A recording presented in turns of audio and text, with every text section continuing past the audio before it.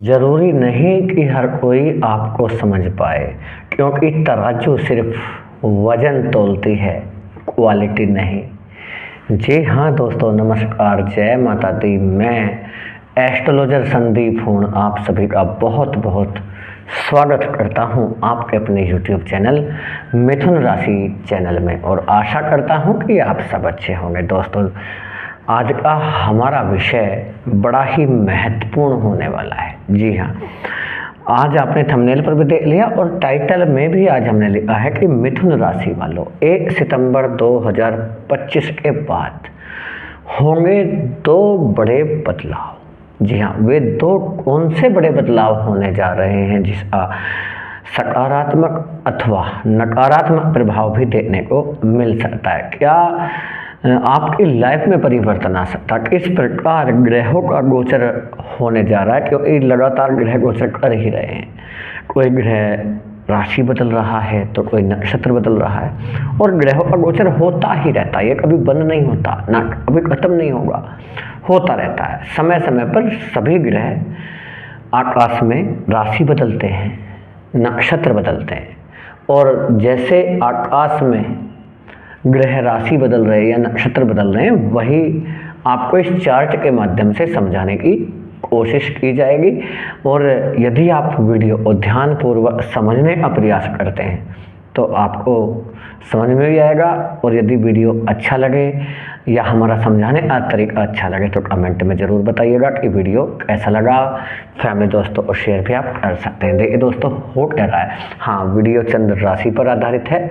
आप चाहें तो इसे नाम राशि के आधार पर या लग्न के आधार पर भी आप देख सकते हैं, लेकिन कमेंट में सच्ची श्रद्धा भावना के साथ हर हर महादेव, जय श्री राम अवश्य लिखिएगा। देखिए दोस्तों, 1 सितंबर 2025 के बाद क्या हो सकता है तो वो तो आपको बाद में बताएंगे। पहले ये समझ लीजिए कि 30 अगस्त को ही दो बदलाव हो रहे हैं। 30 अगस्त 2025 को ही हो रहे हैं। कितने बदलाव? दो। पहला बदलाव हो रहा है बुध देव को लेकर के, और दूसरा बदलाव जो हो रहा है वो हो रहा है सूर्य देव को लेकर के। देखिए, एक बदलाव राजकुमार से संबंधित है, ग्रहों के राजकुमार से रिलेटेड, और दूसरा जो बदलाव है वो ग्रहों के राजा से संबंधित है। क्योंकि ग्रहों के राजा कौन होते हैं? सूर्य देव, और राजकुमार कौन होते हैं? बुध होते हैं। बात ये है कि बुध को लेकर के क्या बदलाव हो रहा है, तो ये आप अपने इस चार्ट में देखें कि बुध इस समय कहाँ पर बैठे हुए हैं। बुध बैठे हुए हैं आपके धन स्थान में, चंद्रमा की कर्क राशि से निकल कर, ये कर्क राशि है। बुध एक स्थान आगे की तरफ बढ़ेंगे और आपको कहाँ पर दिखाई देंगे? थर्ड हाउस में, तृतीय भाव में दिखाई देंगे, सूर्य के साथ बुध आदित्य राजयोग बनाते हुए। ये हमने वीडियो आपके लिए शेयर कर दिया है आपके साथ। आपने जिसने भी वीडियो नहीं देखा तो आप चैनल पर जा देख सकते हैं कि बुध का जो परिवर्तन है वो कैसे हो रहा है। ठीक है, ये तो परिवर्तन होगा बुध का, और दूसरा जो परिवर्तन होने जा रहा है वो है ग्रहों के राजा को लेकर। अब ग्रहों के राजा कहाँ पर बैठे हैं? यहीं पर बैठे हुए हैं, पराक्रम भाव में। बुध तो अभी नहीं आए हैं, आ जाएंगे।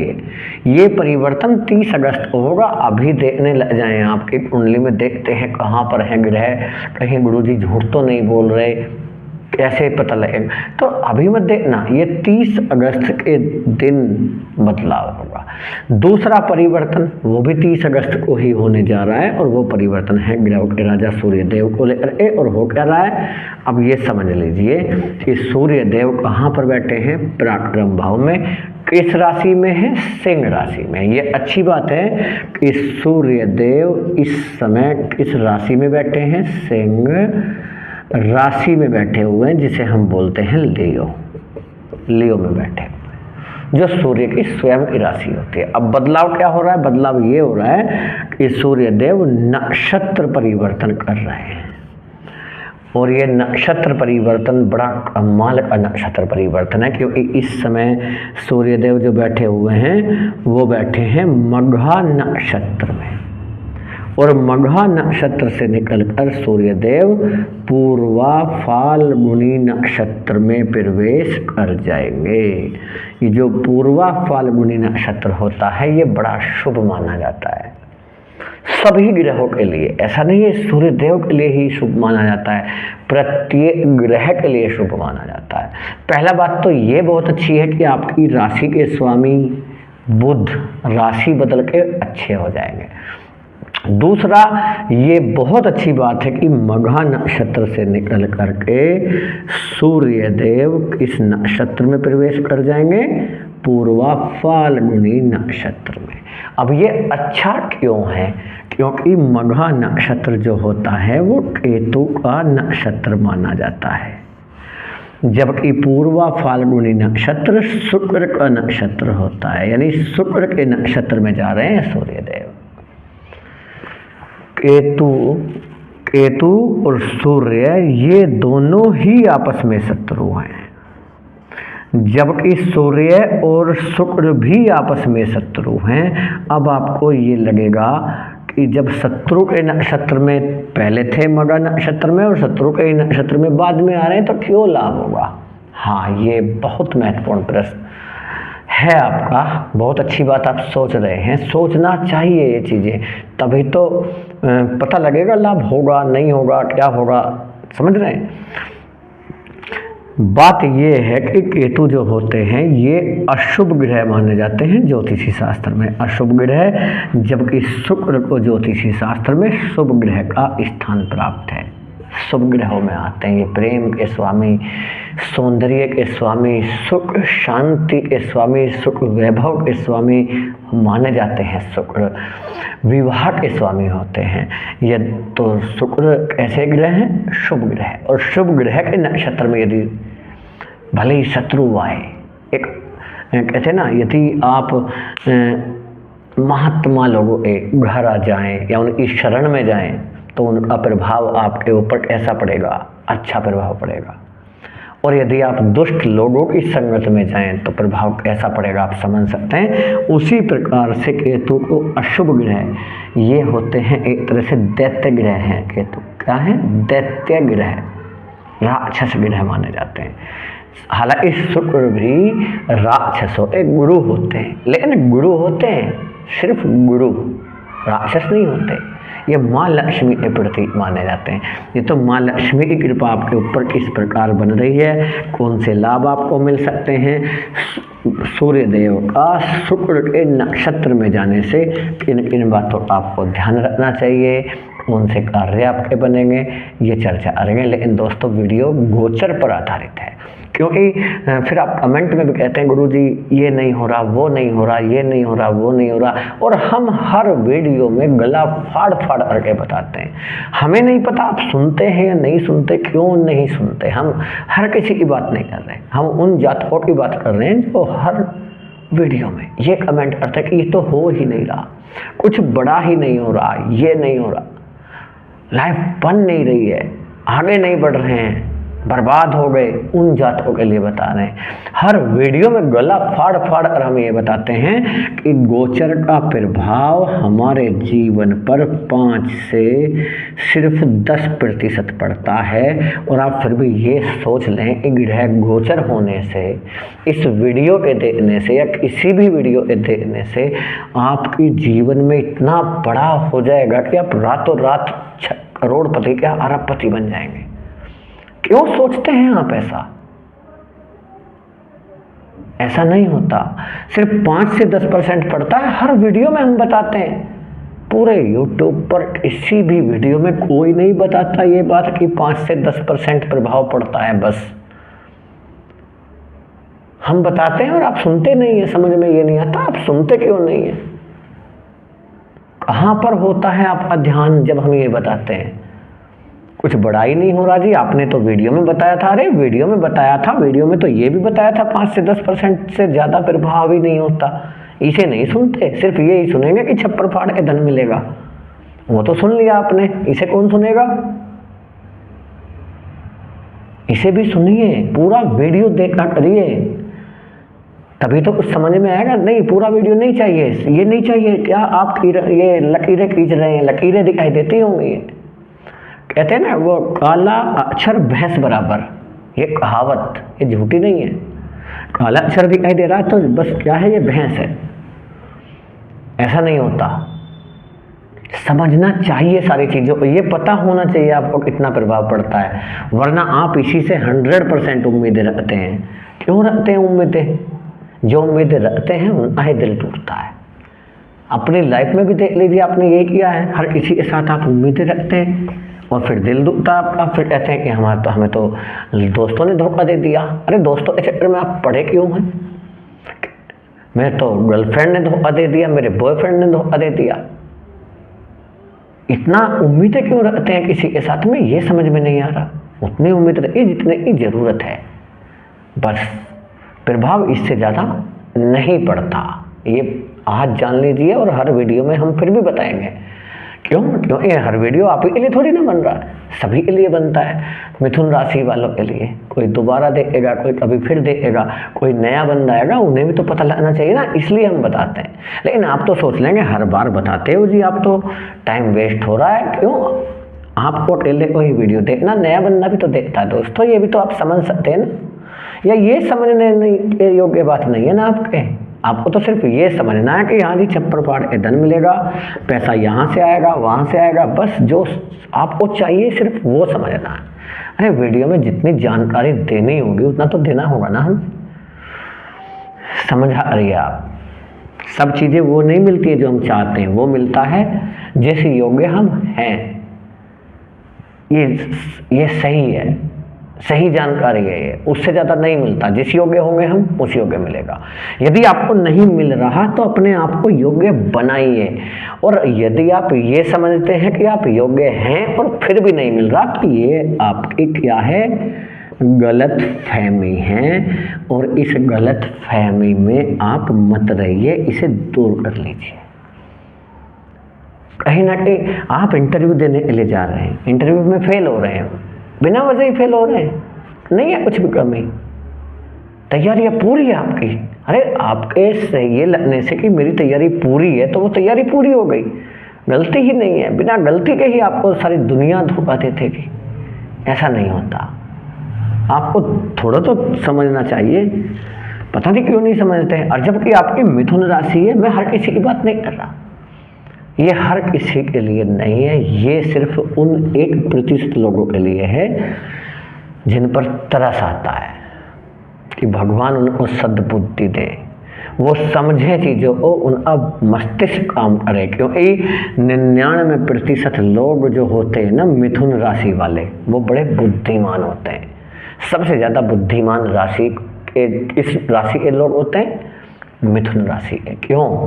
ये भी जान लीजिए, क्योंकि ये बुध की राशि है, और बुध क्या देने वाले होते हैं, बुद्धिमता देने वाले होते हैं, तर्क शक्ति देते हैं यहाँ में।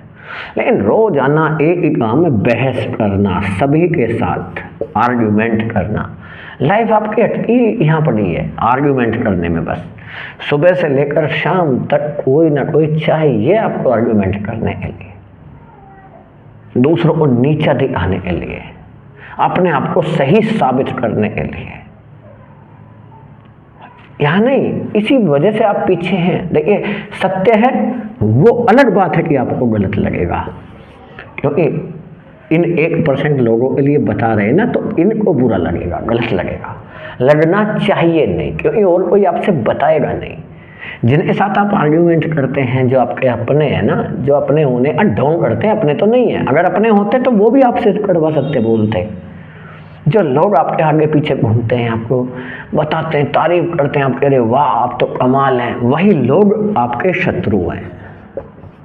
वरना उन लोगों को बताना चाहिए आपसे कि आप आर्ग्यूमेंट बहुत करते हैं, टाइम वेस्ट करते हैं, अपना भी और दूसरों का भी। मीटिंग सुबह से शाम तक, ऐसे हर गली मोहल्ले में जो होते हैं ना, वो 1% लोग हैं। हर गली में, हर मोहल्ले में सलाहकार, अपने आप के लिए सलाह नहीं है, दूसरों को सलाह देने वाले, ऐसे 1%, उनसे बचिएगा आप। जो सही जातक है ना 99%, वो ऐसे 1% लोगों से बचें। वो आपके साथ भी बहस करते होंगे, लेकिन आपकी समझदारी ये है कि आप उस समय हारने की कोशिश करते हैं कि जाने दो, मुझ पर क्या फ़र्क पड़ता है, जो इस समझ है वो इसके साथ है, मेरी समझ मेरे साथ है, मेरा बुद्धि मेरे साथ है, इनकी बुद्धि इनके साथ है।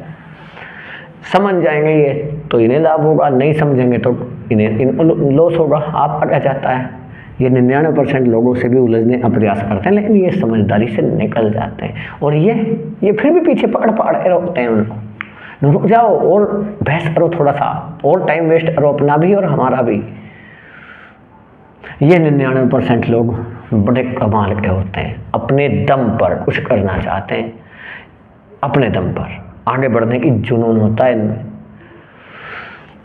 अपने माता पिता की केयर करते हैं, बड़े बुजुर्गों का मान सम्मान करते हैं ये। और ये ना अपने माता पिता का मान सम्मान करते हैं, ना दूसरों के माता पिता का मान सम्मान करते हैं। और ये 1% सिर्फ मिथुन राशि वाले नहीं होते, हर राशि में होते हैं ये 1%, ये तो आपको पता ही है ना।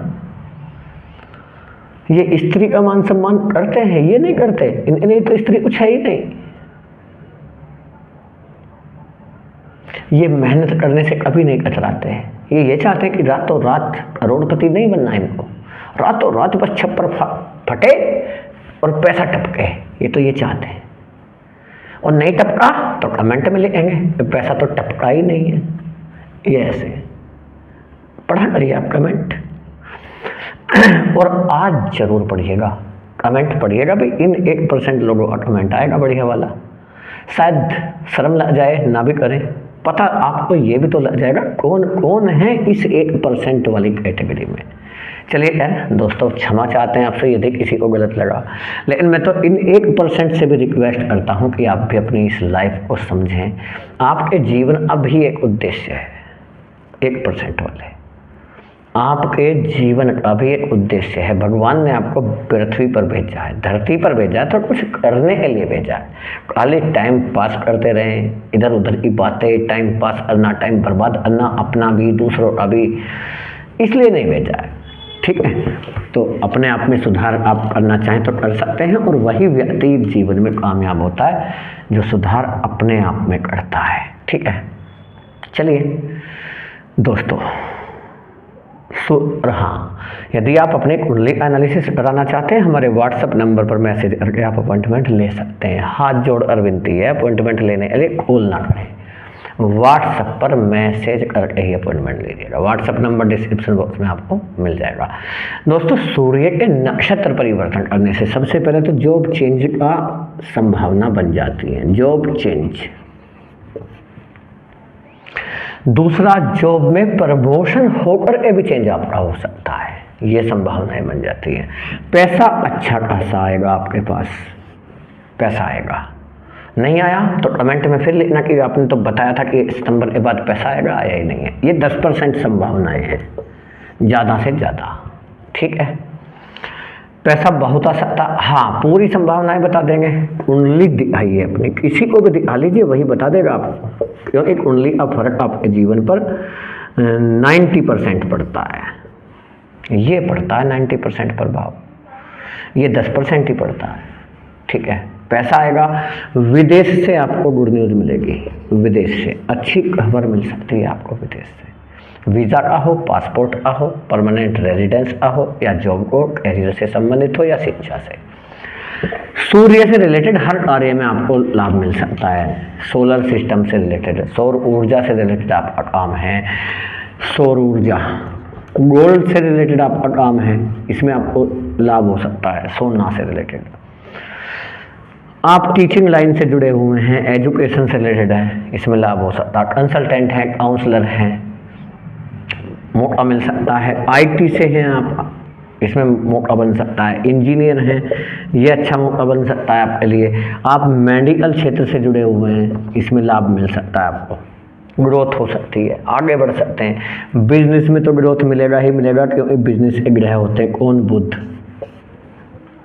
इतना चाहिए बस आपको। आप तो इतना देखने के लिए सोच रहे हैं कि बस इतना देख लिया, हमारा टाइम बर्बाद होने से बच गया। नहीं, इतना ही देखा है यदि आपने, तो आपका टाइम बर्बाद हो गया। क्योंकि जो चीज़ समझने वाली होती है वो तो आप समझते ही नहीं है। इतना तो सभी बता ही देंगे आपको, कोई भी बताता है। और देखते आ रहे हैं आप, बहुत दिनों से देखते आ रहे होंगे, ऐसा तो है नहीं कि आज पहली बार आप वीडियो देख रहे हैं, बहुत दिनों से देख रहे होंगे और बहुत लोगों का देख रहे होंगे। इतना सुनने के बाद कुछ भी नहीं मिलता है, ठीक है। जिन लोगों को वीडियो अच्छा लगा, वीडियो में अगर आपको सार्थक लगी हो चीज़ें तो कमेंट में ज़रूर बताइएगा। और महादेव जी आशीर्वाद आप सभी के ऊपर बना रही। जय हिंद, जय भारत, वंदे मातरम, हर हर महादेव।